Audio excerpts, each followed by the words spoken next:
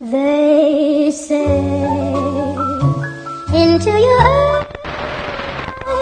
So what we got here, I team viewered into a customer's laptop over in the East Coast somewhere, and we're reading it with the PCM Flash software.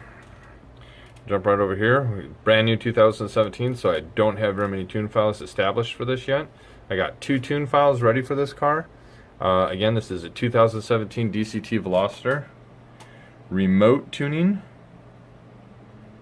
East Coast customer. So as you can see, zoom in here a little bit, about 35%. It gives me the software identification inside the ECU, of course the designation for the ECU and stuff like that, and the area that it's reading. Again, this is TeamViewer. This is his laptop that you're seeing, the screen of his laptop. When we get ready to tune the car, up there where it says files and extras, right, see if I can get my finger in there. Right there, files and extras, I'll simply do a file transfer from this laptop